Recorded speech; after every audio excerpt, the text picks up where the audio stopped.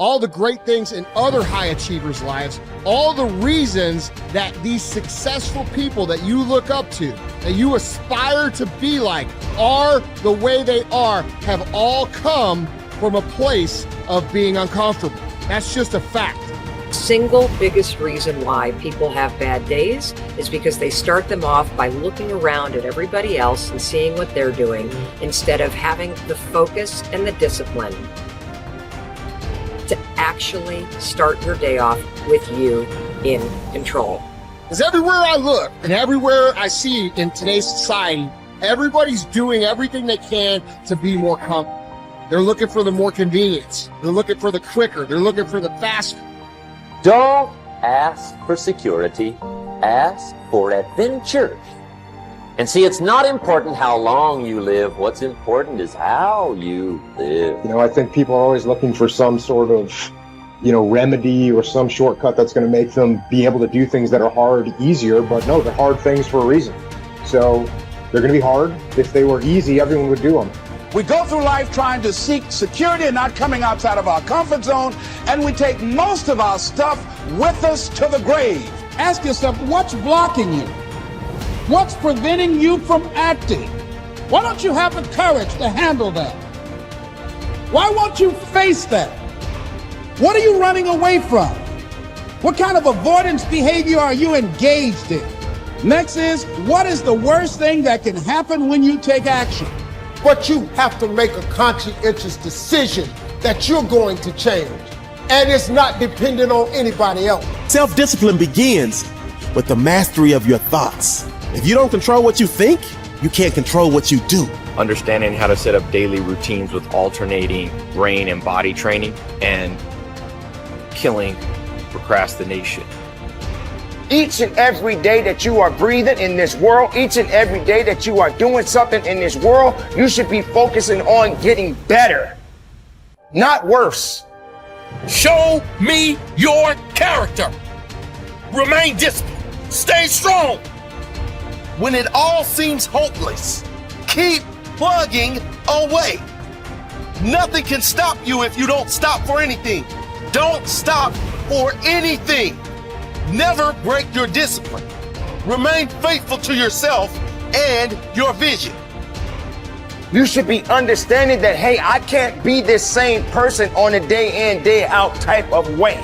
I got to keep focusing and going further and going harder and going stronger and pushing myself until there's nothing else left to push forward. Okay, so let's say you pick a level of competition where you're always winning. It's like, well, all that means is you've picked the wrong level of competition. Yes. Because, let's say you're a grandmaster chess player and all you do is play amateurs, and every night you go home and congratulate yourself on what a genius you are because you just stomp these people left, right, and center. It's like, you're not a genius, you're dimwit. Right. What you should be doing is playing people who are beating you as much as you can tolerate. Right. So maybe that's 40% of the time, maybe it's 60% of the time. But that way, because to be a winner, you want to be disciplined, you want to know what you're doing, and then you want to be on the edge where your skills are being developed. And if you're going to be on the edge where your skills are going to be developed, you're at a place where losing is always a possibility, because otherwise you're not pushing yourself beyond your current capacity. And so one of the things that I've outlined in 12 Rules for Life is a theory of meaning. Because meaning, as far as I'm concerned, the sense of meaningful engagement is the antidote to malevolence and suffering, essentially. Because you want to have a life that's so engaging that you think, despite the fact that I'm limited and that we're mortal and that life is tragedy and there's evil in the world, despite all that, this is worth doing. And I think that there's a technical meaning that genuinely exists, and that's the meaning that you get when you're in a domain where you have some discipline and some skill. So you're laying out your competence and your ability, but you're simultaneously pushing yourself to develop past where you are. That's really engrossing. What that is doing is expanding your competence. And so life is suffering and betrayal in many senses of the word. But you can adopt a way of traversing through life that is more powerful than the tragedy and the malevolence. It is hard to have the success you want. It's hard to have a jet and freedom and extra houses. And it takes hard work and it takes time.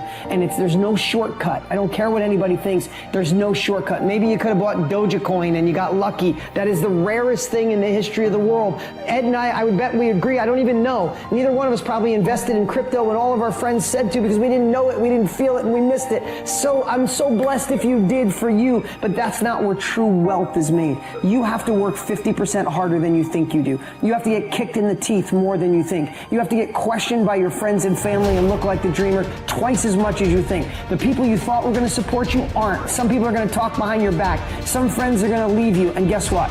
It's worth every freaking penny. It's worth every moment, every disappointment. There was a gentleman named David Kekich. I met him. He was paralyzed from the neck down. And not always paralyzed. I think it was a jogging car accident. And he had these Kekich credos. It was like a business card that folded out. And one of his Kekich credos, to make him positive, most positive guy you ever met, couldn't move anything below his neck, one of them was, living the hard way is easy, and living the easy way is hard. So before I answer this about multiple streams of income, I think it's really important I tell you this. Living the hard way makes it easy. I could blame a lot of people. And that's the book I was reading. And I put it off on everybody else. It wasn't until I said, you know what? For me to fix this, I gotta read what the f is wrong with David Goggins. Not blame anybody. Read my book and say, okay, I'm afraid of my shadow. How can I overcome that? Go in the military, get your ass kicked, do things you hate to do, be uncomfortable every day of your life. Roger that.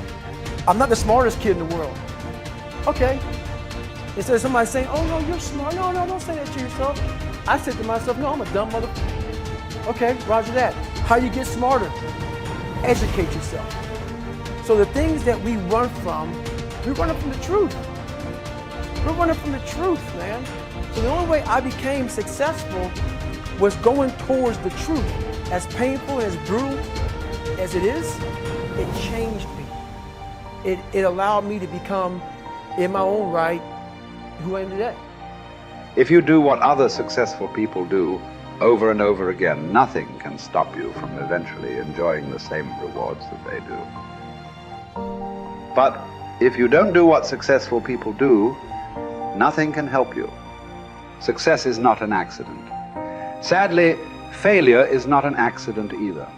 You succeed when you do what other successful people do over and over until these behaviors become a habit. Likewise, you fail if you don't do what successful people do. In either case, nature is neutral. Nature does not take sides. Nature doesn't care. What happens to you is simply a matter of law. The law of cause and effect. You can look at yourself as a machine with a default mechanism. Your default mechanism is the almost irresistible attraction of the expediency factor. In the absence of self-discipline, your default mechanism goes off automatically. This is the main cause of underachievement and the failure to realize your true potential. When you are not working deliberately, consciously, and continuously to be and have those things that constitute success for you, your default mechanism is at work. You end up doing those fun, easy, and low-value things in the short term that lead to frustration, financial worries, and failure in the long term. One of the most important requirements for success, once you have decided what it is that you want, is the quality of willingness. Successful people are willing to pay the price, whatever it is and for as long as it takes, until they achieve the results they desire. Everyone wants to be successful. Everyone wants to be healthy, happy, thin, and rich. But most people are not willing to pay the price. Occasionally, they may be willing to pay the price, but they are not willing to pay the whole price. They always hold back. They always have some excuse or rationalization for not disciplining themselves to do everything that they need to do to achieve their goal. How can you tell when you have paid the full price of success? It's simple. Look around you. There it is. You can always tell how much of the price of success you have paid by looking at your current lifestyle and your bank account. By the law of correspondence, Your outer world will, like a mirror, always reflect the person you are and the price you have paid on the inside.